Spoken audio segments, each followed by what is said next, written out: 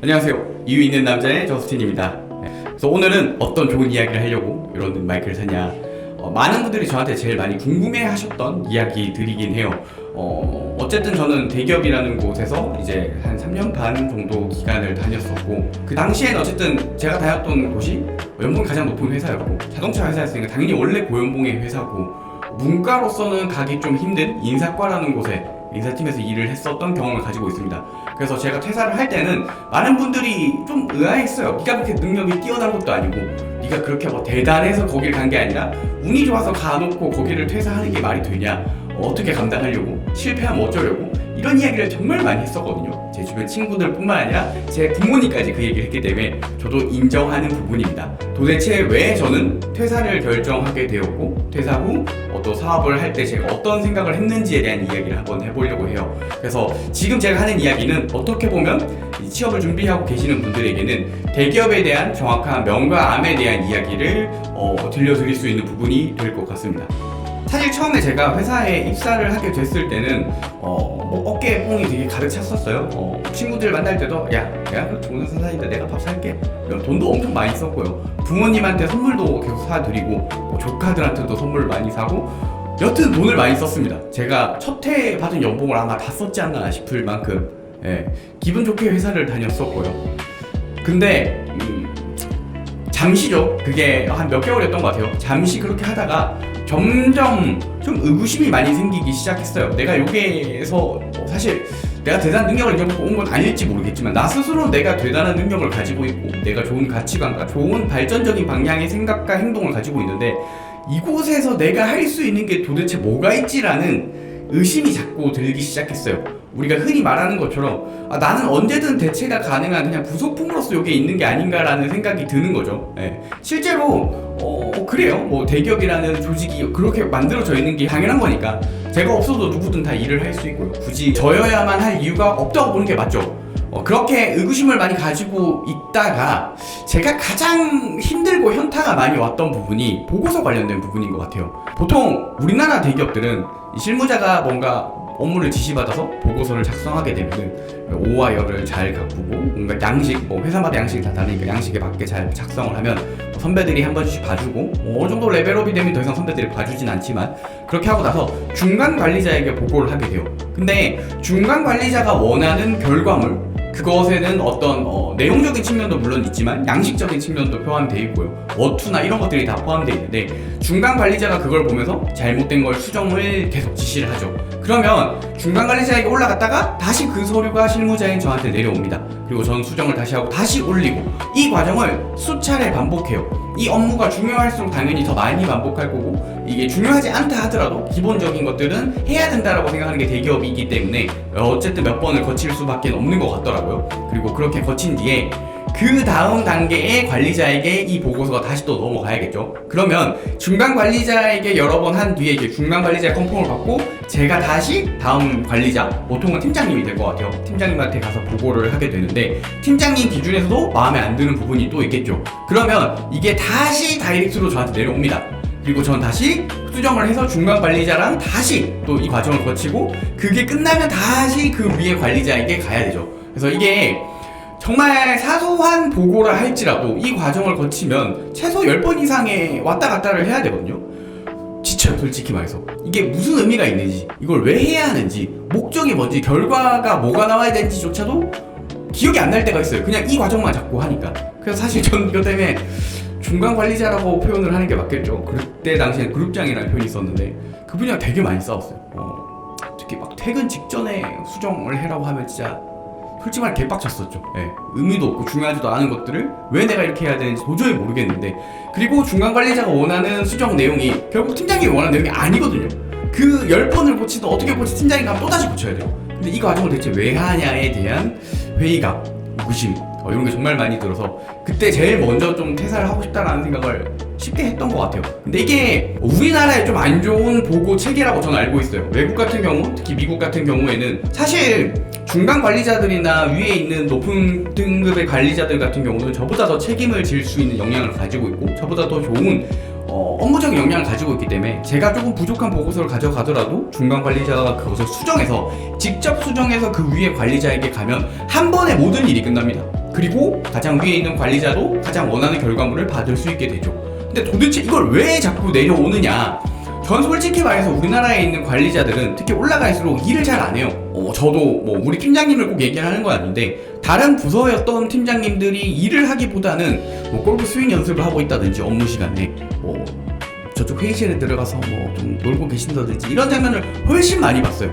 그러니까 올라갈수록 제대로 된 일을 잘 하지 않기 때문에, 그리고 올라갈수록 책임을 지고 싶어 하지 않아요. 왜냐면 저희는 뭐 계속 회사를 다닐 수 있죠. 일을 잘 하든 못하든. 근데 위에 올라갈수록 특히 임원이 되면 1년 계약직으로 운영이 되기 때문에 뭔가 성과가 안 좋거나 책임질 일이 생기면 그냥 바로 모가지 있기 때문에 책임을 지고 싶어 하지 않죠. 그래서 그렇게 꼼꼼하게 잡고 밑으로 덫이 내리고 하지만 실무 능력은 없으니 그것을 직접 수정할 능력은 없고, 직접 수정해서 감당하고 싶지 않아 하는 것도 있고, 그런 좀 총체적인 난국이랄까요? 이게 대기업의 현실이라면 현실이라고 저는 생각합니다. 모든 대기업이 그렇지 않다? 그건 너무 당연한 거니까 그거는 뭐 알아서 생각하셔야 될 얘기인 것 같고요. 어쨌든 전체적으로 이런 문제가 있다 보니 저는 좀 회의감을 많이 느꼈었는데, 뭐 그렇다고 해서 그것 때문에 사실 퇴사하긴 힘들어요. 물론 저는 이것 때문에 사직서를 써서 서랍에 넣어두긴 했지만, 가만 생각해보니까 내가 지금 이것 때문에 도망간다면 말 그대로 도망이 아닐까?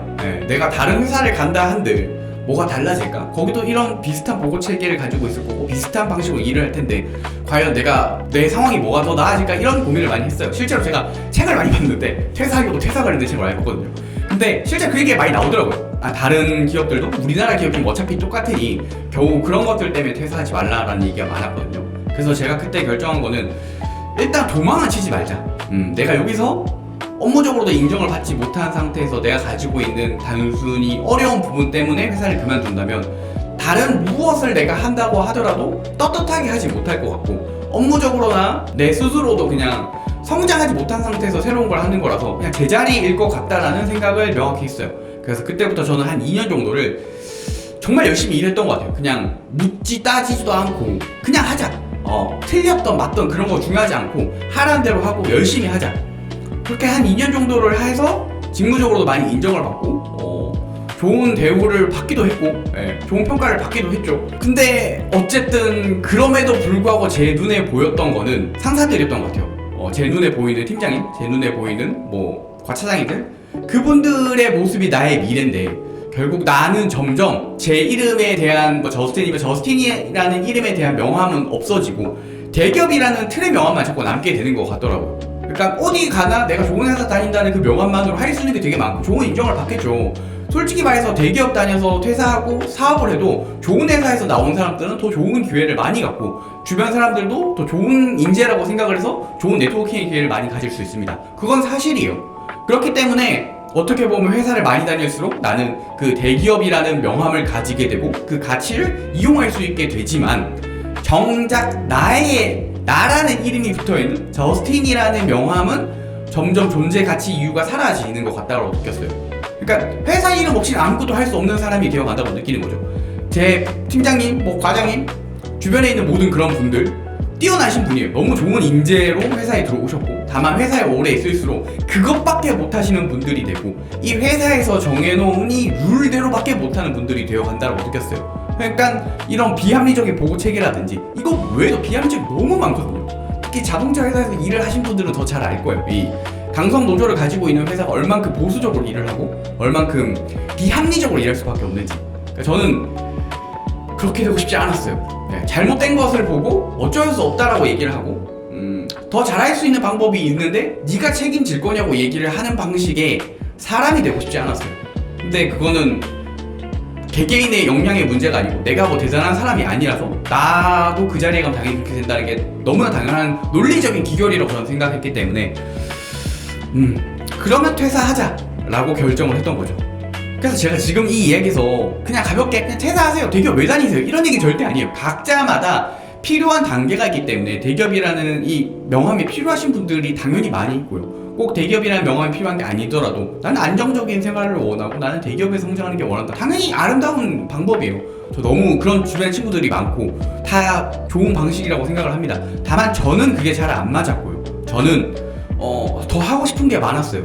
더 자기 주장을 펼치고 싶은 일들이 많았고요. 그것들이 가능한 방식을 찾아야 되는 게 저한테 맞는 일이었지, 그 속에서 왜 이건 안 돼 저건 안 돼 왜 이렇게 못해 저렇게 못해 따지는 거는 비겁한 일이라고 개인적으로 생각을 했기 때문에 저는 퇴사를 결정하게 된 겁니다. 그리고 여러분들도 혹시나 저와 비슷한 생각을 해서 뭔가 퇴사를 고민하시는 분이 있다면 저는 어쨌든 도망치진 않았으면 좋겠다는 이야기를 또 꼭 하고 싶은 거예요.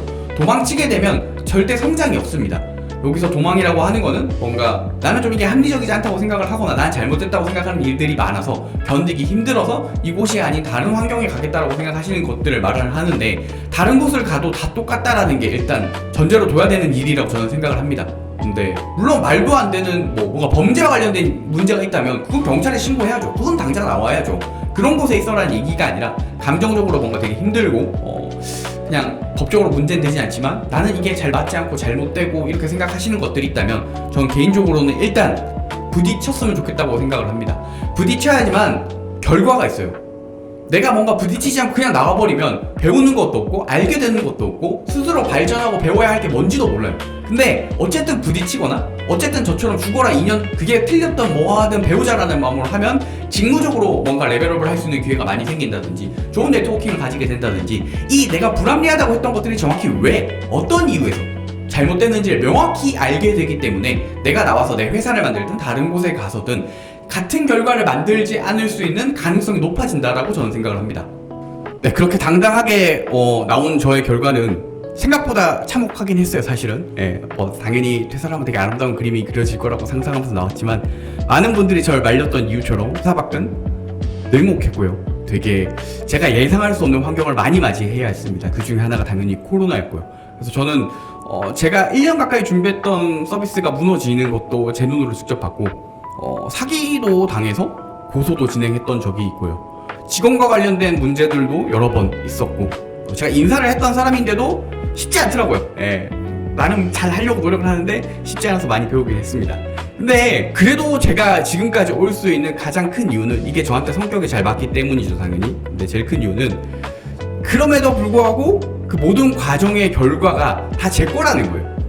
회사라는 명함이 있을 때는 그 명함이 누가 봐도 아는 명함이니까 활용도가 너무 좋죠. 하지만 그 명함이 제게 아닌 이상부터는 쓸 수가 없어요.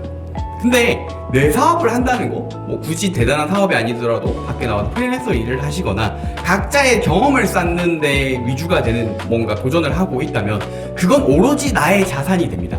명함이 나의 이름으로 박히는 명함이 계속 만들어져 가고 있는 과정이라고 저는 생각을 합니다.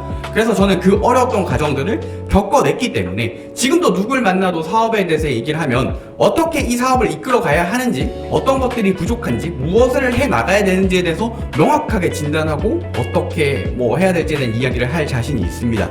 특히 저는 지금 어려운 과정을 워낙 많이 겪어서 그런지 특히 대단하게 부자가 되는 방법에 대해서는 아직 잘 모르지만 절대 망하지 않게 운영을 하는 방법은 잘 알고 있는 것 같아요. 지금 실제로도 제가 거의 8년 가까이 일을 하고 있지만 엄청난 매출을 아직 만들고 있진 않지만 단 한 번도 저희 회사는 매출이 꺾인 적이 없고요. 어떤 환경이든 매출은 계속 늘고 있고 어떤 환경이든 직원에 대한 복지나 뭐 근무 환경도 더 개선되어 나가고 있는 게 사실이에요.